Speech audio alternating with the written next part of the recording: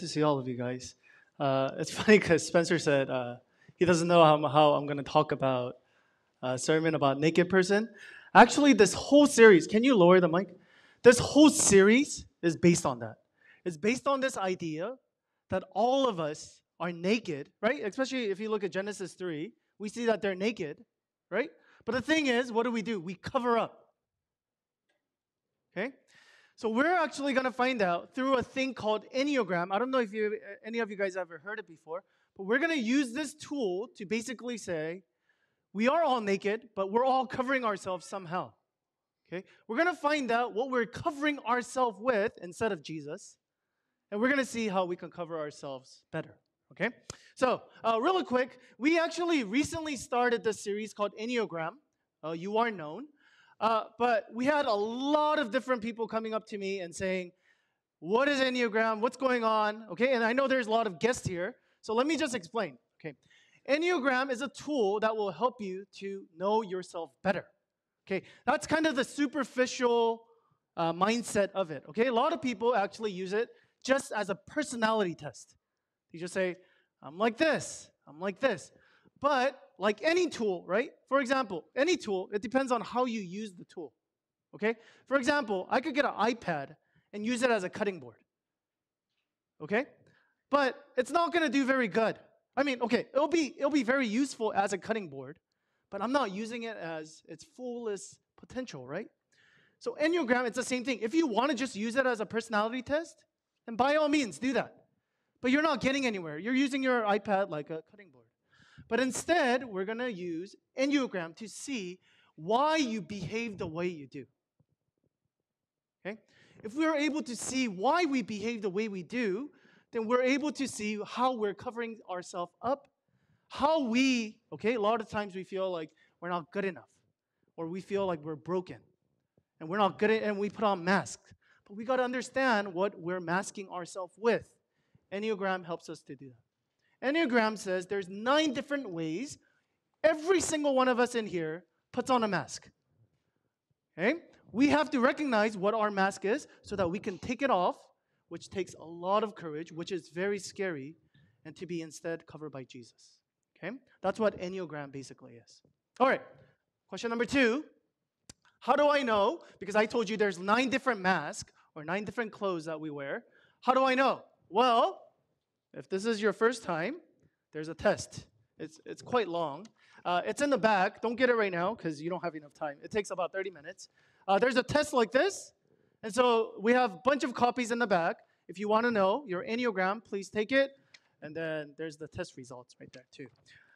But also, you have to understand, this is not a 100% test. Especially those of you guys who are married or you have kids or you're too young, like you're below 20, then this is not going to be very, very clear.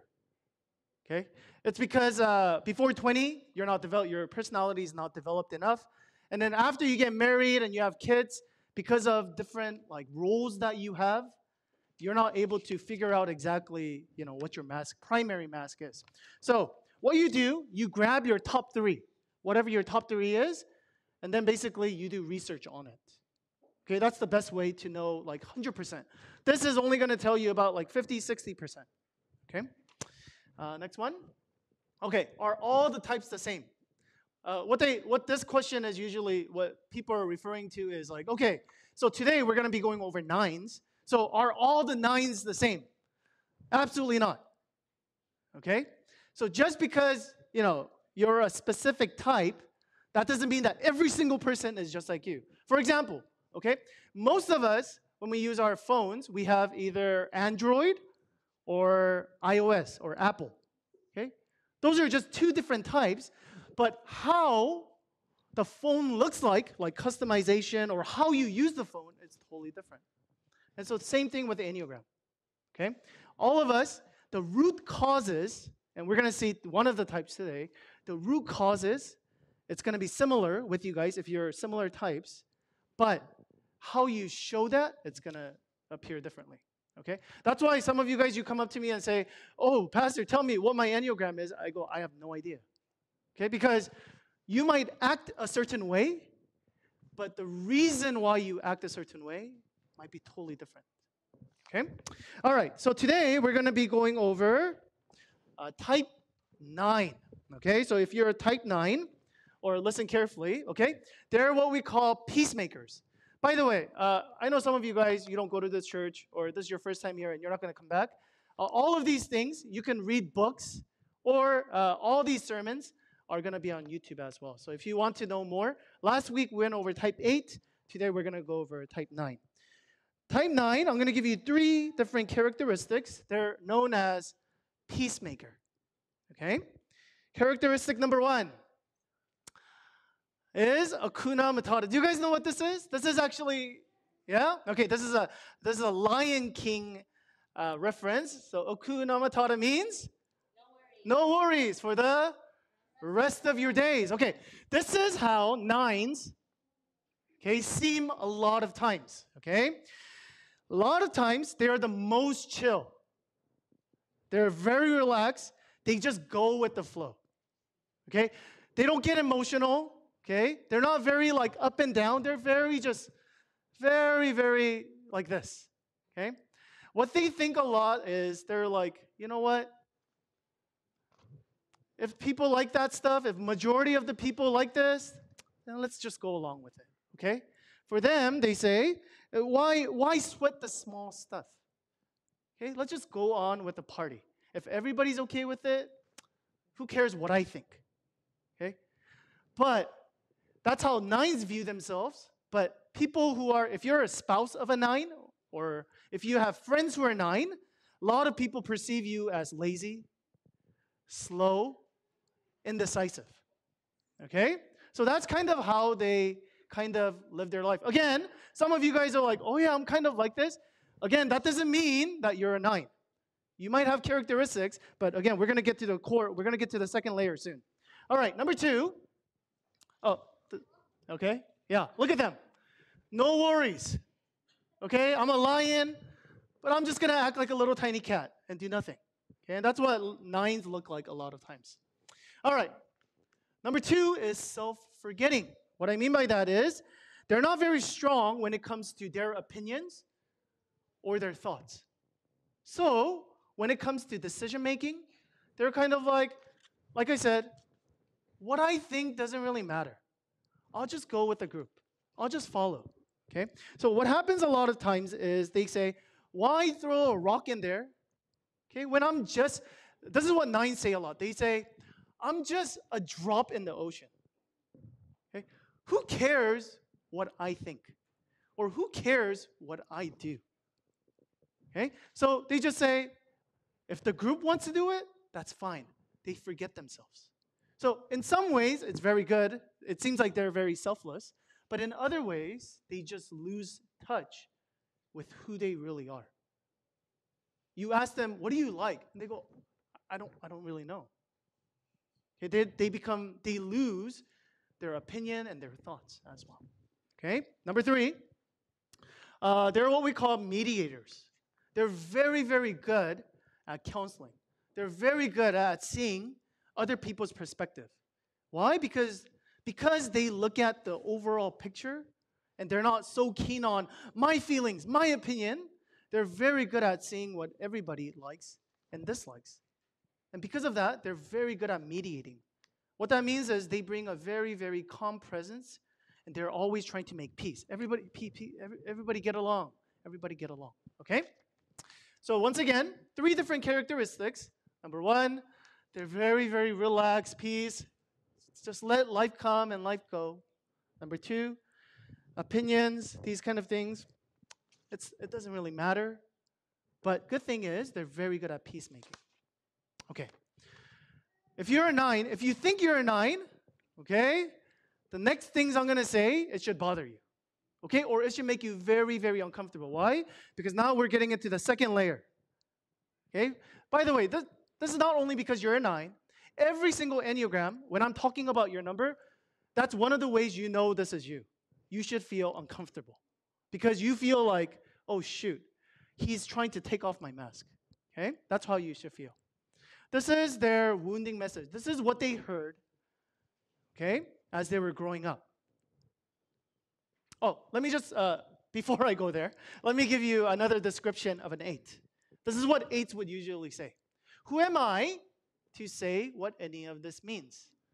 I have been sleepwalking since I was 14. Honestly, it's easier to let myself forget. I've been less than half myself for more than half of my life. It looks like empathy to try to understand all sides, but I'm just trying to find myself through someone else's eyes. Okay? This is a song of an 8. This is what they feel like. Okay? They came to a point where they don't know who they really are. They don't really have a lot of motivation.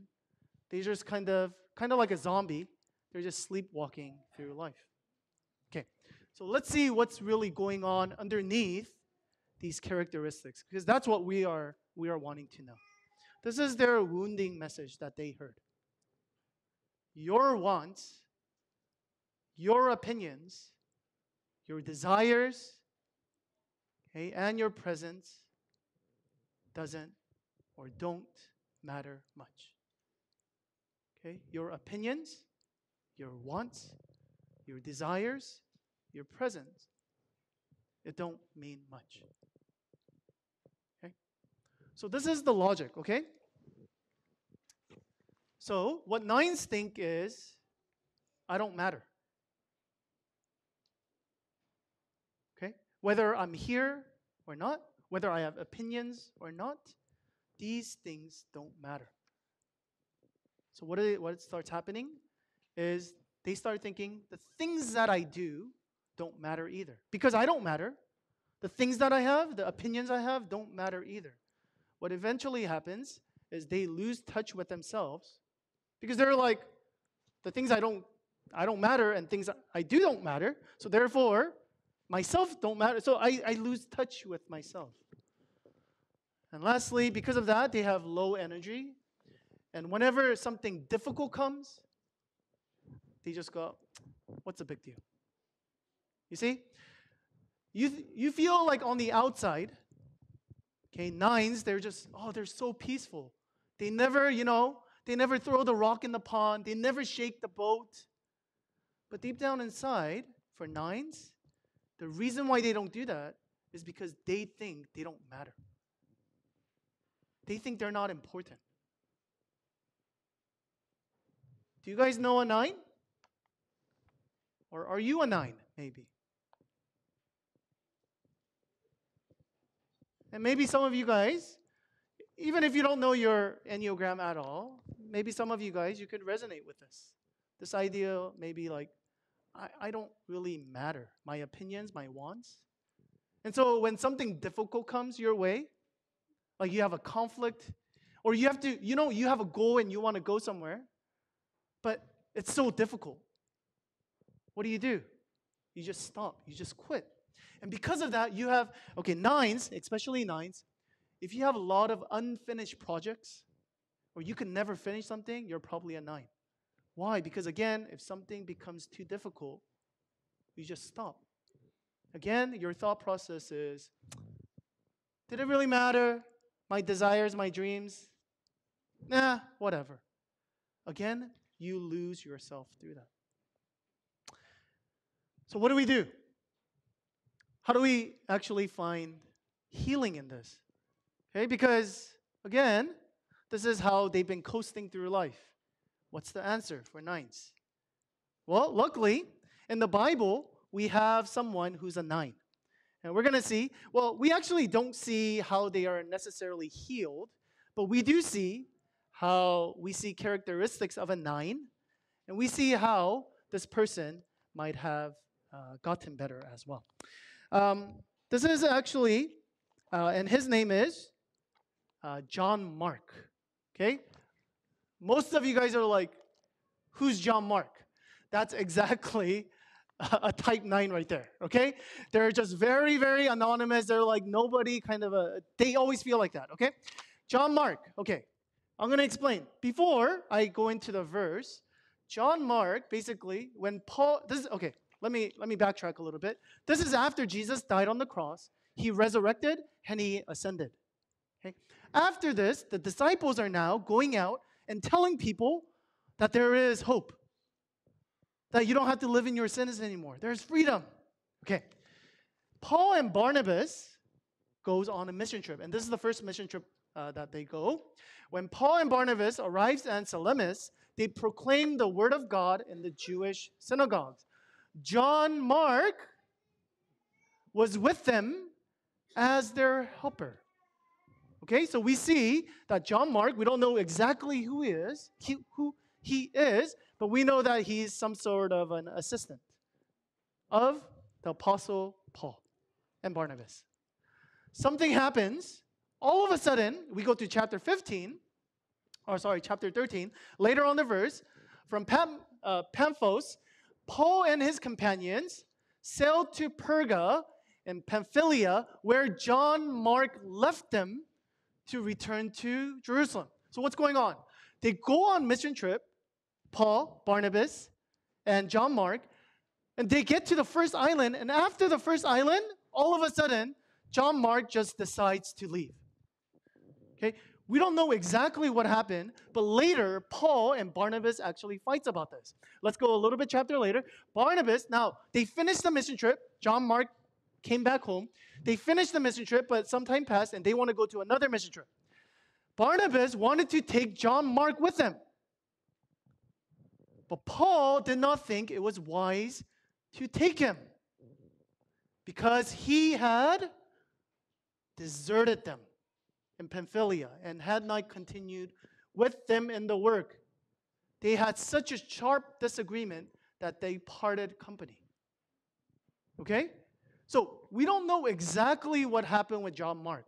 But what we do know is what we do know for sure is he says, I'm done with this. This is too hard. Okay?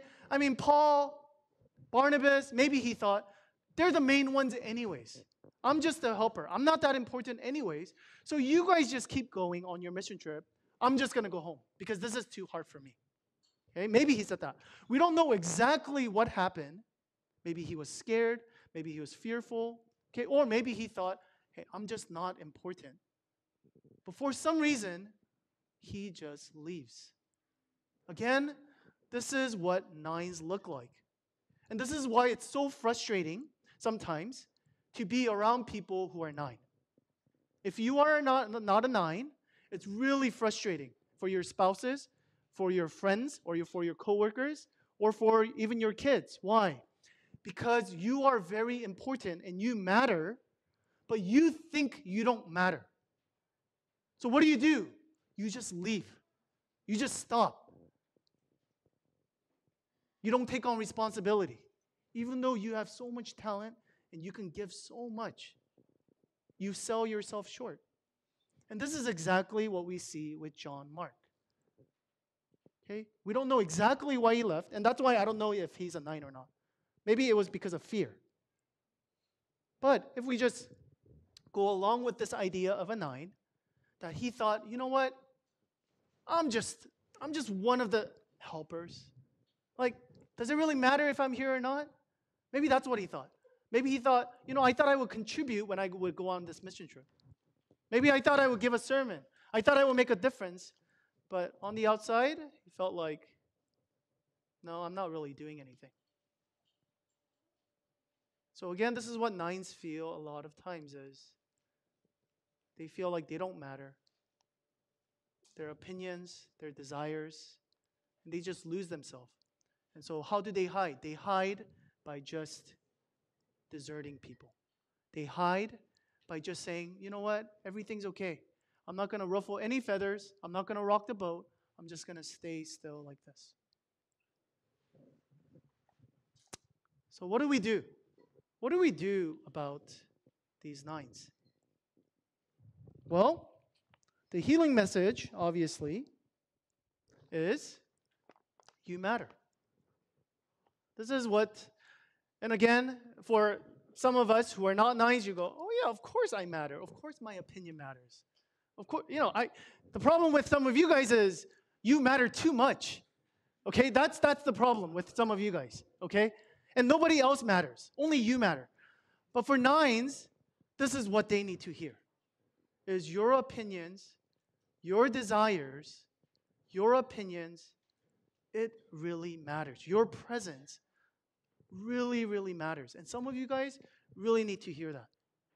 That you really matter. In your family, like you really matter. And what you do really matters to your kids.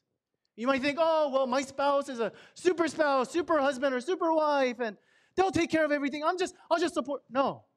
You really need to show up. And you really need to be there for your spouse and for your kids. For some of you guys, it might be at work. Some of you guys, it might be with your friends. You have to understand you matter.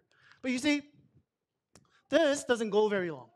Because this is just, a lot of times, this is just what? Like, what are those, like self-help kind of stuff. Like, yeah, you have self-worth. And it's like, you matter kind of a thing. But it really doesn't last.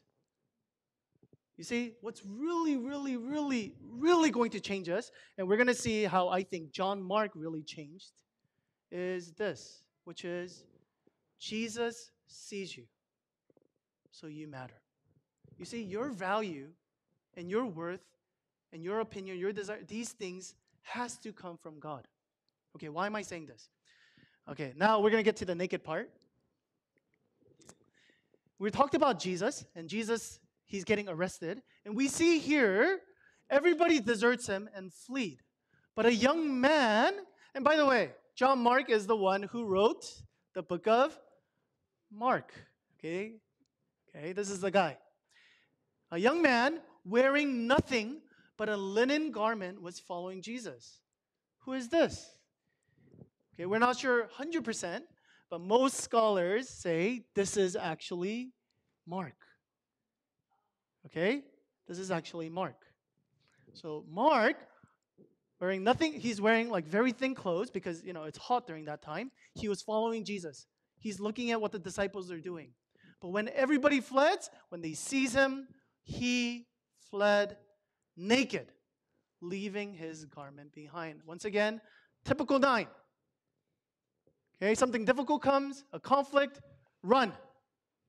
This is exactly what 9s do.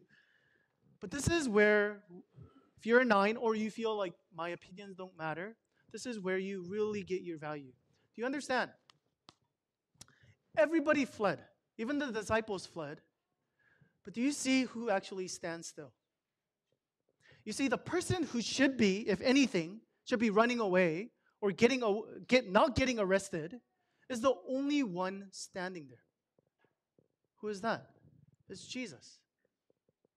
You see, Jesus, he has every reason to run away. He's not guilty. He shouldn't be arrested. He shouldn't be dying on the cross. He shouldn't be stripped off naked. But what does Jesus do? Jesus actually stands. He actually is stripped. He actually becomes valueless. He becomes worthless. And that's why he says he's dying like a criminal, like someone who's not worthy of life. Why is Jesus going through this?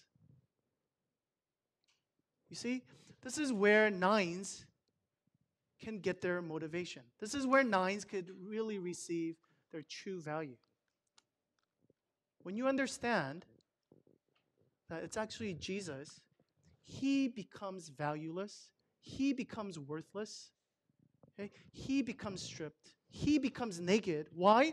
So that you can have value, that you can be clothed, that you don't have to put on your mask anymore. You see, this is the only way you're going to find value, true value, value that's going to stand the test of time. This is the only way you're going to say, you know what, I actually matter. Why? Because Jesus thought I was so valuable enough that he's willing to die for me. This is what you need to hear. Whether you are a 9 or not, if you feel like, you know what I do, what my desire, who I am, my role in my family or work, it doesn't matter what I do. Remember what Jesus tells you, which is, you matter this much. I'm willing to do anything to save you. Why? Because you matter. I see you and you matter. So you gotta show up. You can't stay hiding anymore. You gotta show up. Let me just end with this. Let me end with a couple of things.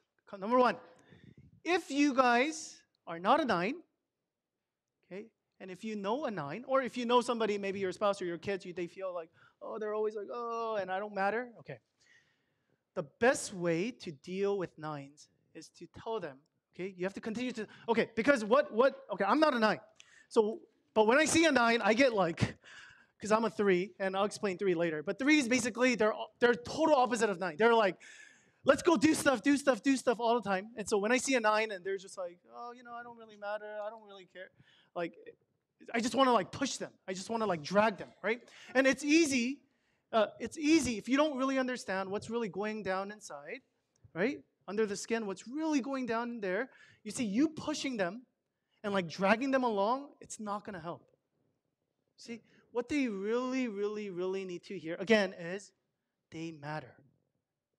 So you have to approach it in ways. So I'll give you just one example, okay? One example is they're very, very indecisive. Like you go, hey, let's go eat somewhere. And you ask them, what do you want to eat? And they're going to be like, oh, what do you want to eat? And then they'll go nowhere, right? So what you do is, okay, if you love somebody who's a 9, okay, what you do is you give them choices. You go, there's Korean, there's burger, there's Thai food. Okay, out of these 3, what do you want? Okay, so you're eliminating some of the choices for them, and then they could choose one of those things. Okay, but again, what they're gonna say is, oh, I kind of want burger, but it doesn't really matter what I. No, you go, no, we're gonna eat burger. Why? Because you matter. Okay, and this is something that's really going to give them a lot of love and security, and this is what they need to hear. Okay, now. If you are a 9, I want you to do something. This is something I want you to do at home, okay? I want you to try this. Okay, I want you to go home, read Matthew 1. Okay, let me just end with this. Read Matthew 1. Okay, some of you guys who know the Bible or who have read Matthew 1, most boring chapter in the world, okay? Why? Because just a bunch of names, okay? Abraham was the father of Isaac, Isaac was the father of Jacob. It's a beget, right? Beget this, beget this. But why am I telling you to read this? Because I want you to realize, yes, there are names here. We're like, yeah, Isaac, I've heard of him, or Abraham, I heard of him. But we get so bored because there's so many different names that we don't recognize at all. Okay? Perez, Ram, Hezron. It just keeps going. Amimadab. And you're like, oh, this is so boring. But for you guys, as a 9, I want you to take extreme delight and extreme comfort in this. Why? Because these people, most people, they're like, who are these people? They're forgotten. It doesn't matter. They're valueless. They're worthless. But you see, God knows your name. You see, maybe you are not doing what you're supposed to be doing, and because of that, you are worthless. I don't know. Maybe you are a nobody in your family because you haven't been stepping up or at your work. I don't know exactly. And people might not know you. But as you're reading Matthew 1, remember that God knows you. And so when I read the genealogy, that's what I think of. Even though it's so boring, I think about, wow, you know what? One of these days, 100, 200 years from now on, I'm going to be forgotten. No one will care whether I lived on this earth or not. But I know that God knows me. I know that I matter to God. So much so that He is willing to stand for me. So with that, remember, when you read Matthew 1, remember that you matter to God as well. Let's go to time of reflection.